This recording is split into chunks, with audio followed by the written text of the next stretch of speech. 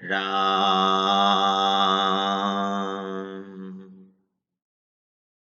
यह प्रवचन श्रद्धेय सेठ जी श्री जयदयाल जी गोविंदका द्वारा दिया गया। पैड संख्या 156, प्रवचन संख्या 6। विषय भगवत प्रेम का विषय। जैसे भोजन के लिए आवश्यकता मालूम होती है, उसे भूख कहते हैं, उसी प्रकार भगवान की भूख को भक्ति कहते हैं। जैसे यदि अन्न न मिले तो प्राण छटपटा जाते हैं, उसी प्रकार जिसे भगवान की भक्ति की भूख लग जाए, उससे फिर भगवत प्राप्ति के बिना रहा ही नहीं जाता है। जैसे गोपियों की दशा थी, यदि वह भगवान मिल जाए तो शांति हो जाती है। प्रेम का स्वरूप भूख है। जैसे भूख में बिना भोजन के नहीं रहा जाता है, उसी प्रकार उस अर्थात भगवान के बिना नहीं रहना चाहिए। भगवान ने वह भाव संसार में पहले से ही पैदा कर दिया है। अपने वह भाव सोया हुआ है, उसे जागृत करने की आवश्यकता है। भगवत स्वरूप के अलावा अन्य पदार्थों में जो प्रेम है, वह विशुद्ध नहीं है। प्रेम के प्रवाह को हमेशा बढ़ाना चाहिए। हमारा चित्त ऐसा है कि यह जिसको पकड़ लेता है उसके चिपक जाता है, वहां से जल्दी छूटता नहीं है। उसे सांसारिक पदार्थों से हटा लेना चाहिए। उसे सब सांसारिक पदार्थों को दुखदायी समझना चाहिए और चित्त को उनमें दोष दिखाना चाहिए। भक्ति को और बढ़ावे, चित्त को तो लगना ही है। सुख और दुख कभी अकेले नहीं रहते। जो सुख को बुलाते हैं, उनके यहां दुख भी आता है। महात्मा कहते हैं, सुख अंधा है, इसलिए दुख उसकी लाठी पकड़कर लेकर चलता है। सांसारिक पदार्थों में तो सुख दुख भरे ही हैं।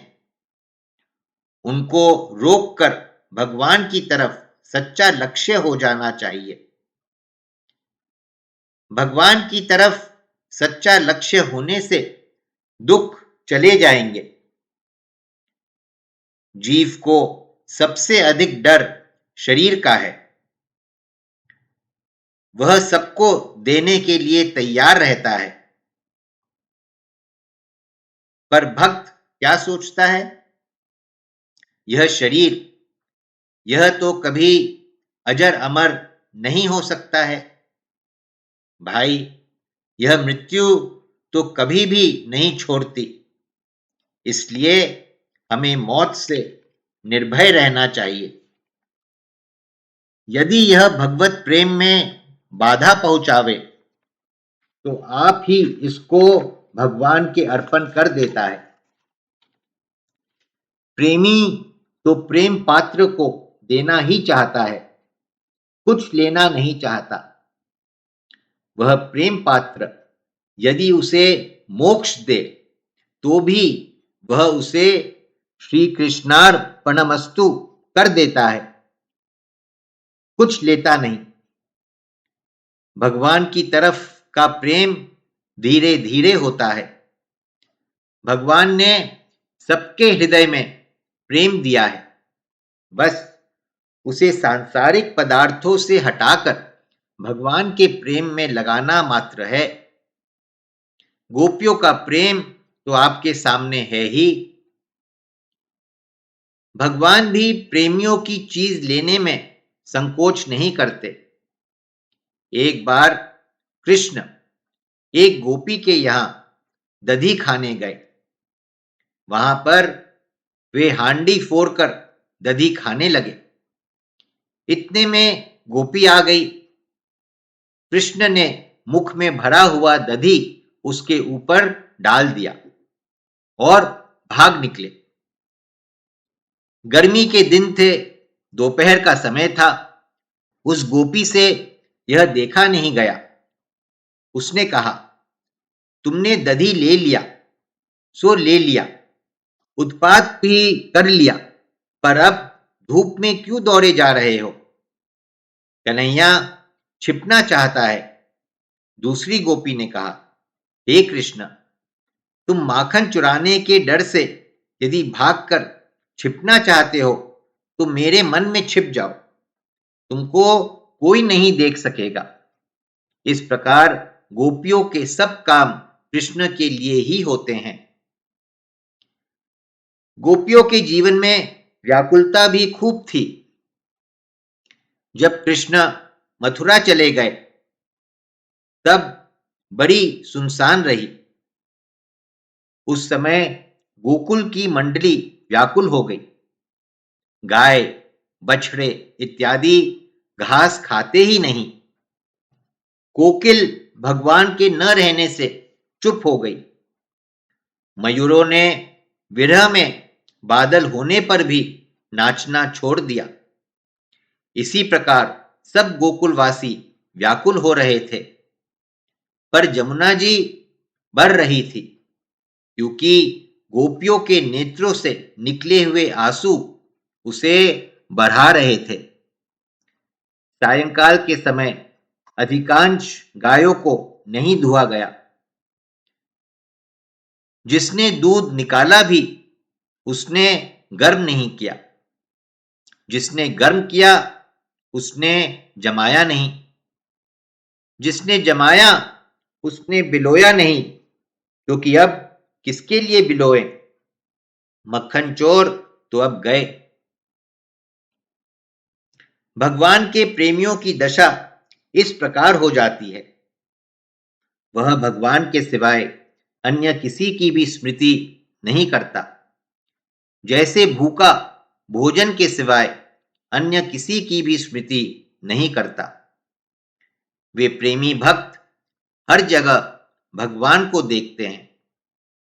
गोपियों ने कहा, हे उद्धव, हमारी दृष्टि और मन से भगवान हमेशा दिखते रहते हैं, फिर भी हमारा हृदय व्याकुल होता है।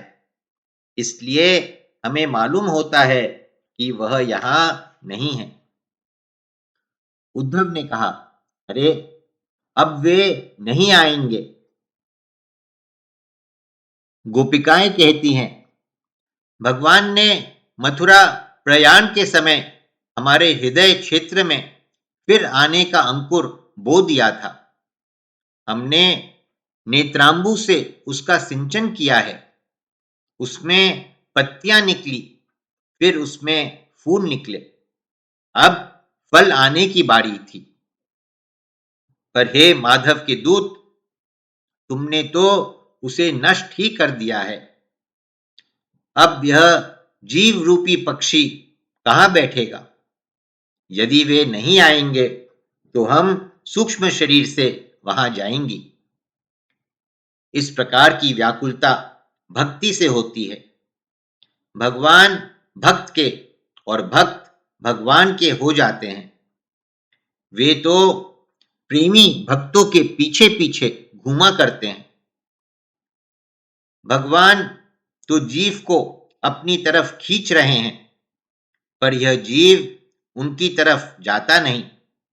यह विषयों में लगा हुआ है। भगवान के अंदर दिव्य गुण है, ऐसा मानने से वह शायद उधर जा सकता है। भगवान की तरफ लगने पर तो वह फिर जबरदस्ती भी उनके दरवाजे को नहीं छोड़ सकता।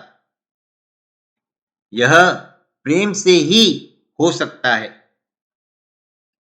यदि हमारा प्रेम होगा तो वे हमसे नहीं हटेंगे, वे प्रेमी से भागेंगे नहीं और उसे भगाएंगे नहीं। उसने यह तो सीखा ही नहीं। उसके यहां जाने से अनधिकारी भी अधिकारी हो जाते हैं। सुदामा जी कहते हैं, हाथ पकड़ने वाले का और गले में हाथ डालने वाले का अपमान करते हैं, पर पैर पड़ने पर वे उसकी रक्षा करते हैं। साधारण मनुष्य भी शरणागत की रक्षा करता है, फिर भगवान की तो बात ही क्या है। वे किसी का तिरस्कार नहीं करते। एक बार उनकी शरण में जाना चाहिए। अपने को अनधिकारी समझते हुए भी प्रेम से उनका नाम लेना चाहिए। नाम के साथ उस नाम वाले की भी याद आएगी। नाम और भगवत स्मरण एक साथ चल सकते हैं, इसलिए नाम लेना चाहिए। हमने जिन दिव्य गुणों का ख्याल किया है वे हमारे सामने आते रहेंगे और उनसे भी अधिक दिखाई देंगे। उसी गुण की चर्चा करेंगे। मन, वाणी और कर्म से यदि हम उनके अनुसार काम करेंगे तो हमें वे गुण आते जाएंगे। जितनी मलिनता है वह भगवान नाम से धीरे धीरे घट जाएगी। उन दिव्य गुणों का चिंतन करने से उसे अपनापना बिसर जाएगा, अपना अहंकार नहीं रहेगा। दिव्य गुण होते हुए भी वह साधक साधारण सा रहेगा। साधारण काम का कोई अहंकार नहीं होता। वह भगवान का ध्यान करता हो, उसका अधिक समय भगवान के ध्यान में बीतता हो, उसमें सारे गुण भरे हों, पर उसे अभिमान नहीं होता है। वह तो भगवान के चरणों में प्रेम करता है। वह गुणातीत पुरुष की तरह हो जाता है। उसमें दिव्य गुणों के होने पर भी उसका लक्ष्य उन गुणों की तरफ होता ही नहीं। वह भगवान की तरफ ही लगा रहता है। अहंकार का छोड़ना बड़ा मुश्किल है। इसके नष्ट हुए बिना प्रेम और शांति नहीं होती। गंगा किनारे तो अहंकार का बिल्कुल नाश हो जाता है। तीर्थ आदि में वास का फल जरूर होना चाहिए। तीर्थों में कोई चीज छोड़ देते हैं, वैसे ही यहां इस तीर्थ में आकर दोष छोड़ देना चाहिए, पर निंदा नहीं करनी चाहिए। दोष दूर करने की बुद्धि से उसे एकांत में कह देना पर निंदा नहीं है।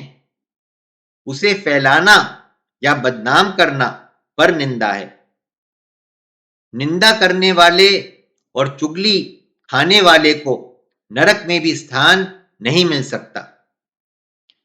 यहां पर इसे छोड़ देना चाहिए। मधुर भाषण करना चाहिए। सत्य बोलने के साथ साथ मधुर भी भाषण करना चाहिए।